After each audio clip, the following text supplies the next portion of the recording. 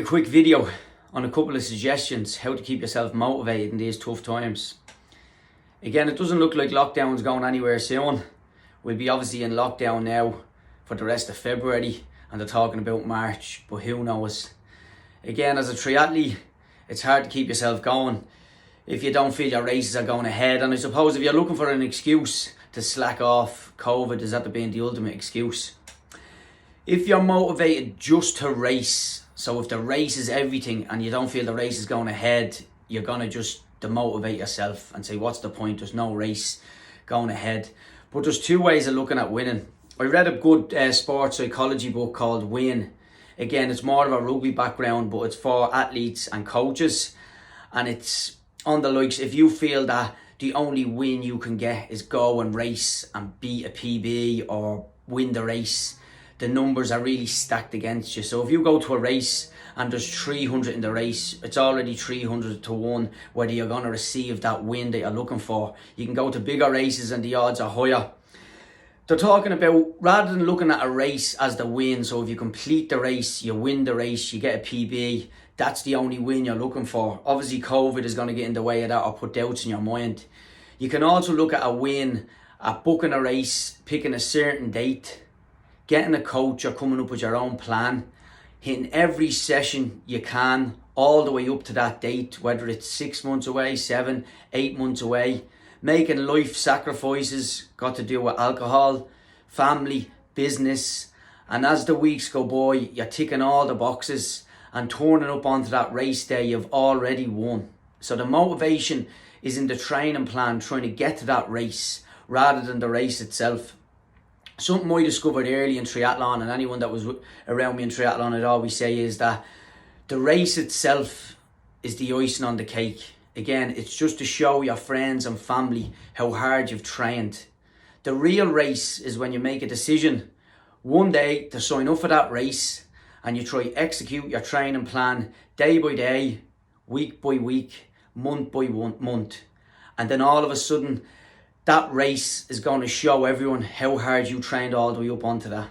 You can't just turn up onto a race and pull an amazing performance out of the bag. You have to put a solid training campaign to get the result you're looking for in that race. So as he said, no one can wing a 70.3 or a full distance triathlon. So you need to put the work in.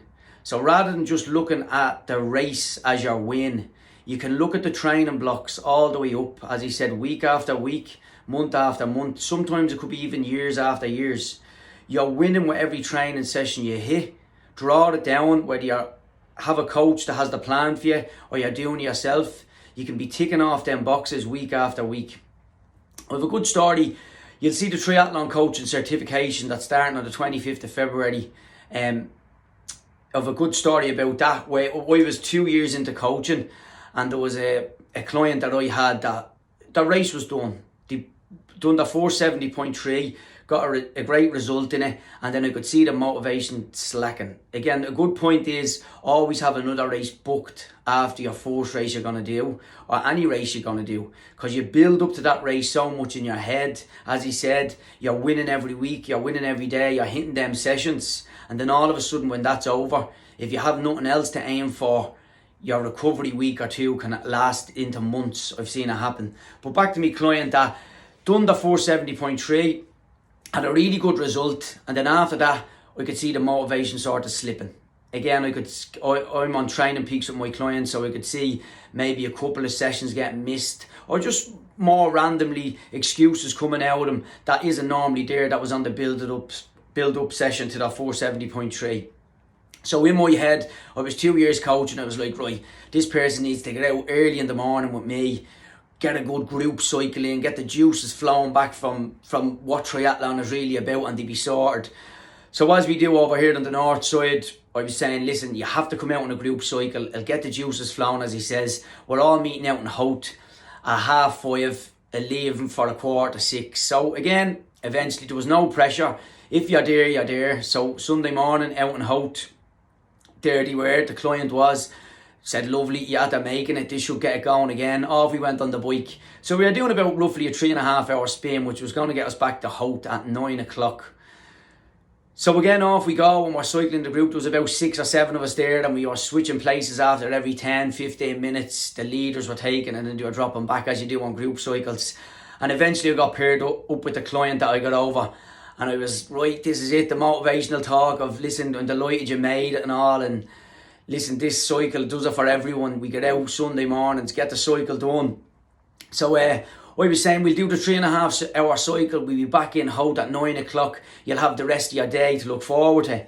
Now this Sunday morning it suited me, and most Sunday mornings it does, because I do that early morning cycle and I get back to my house at about 9:10, have a quick shower, get my son up, have breakfast with him, and then get into football training for 10.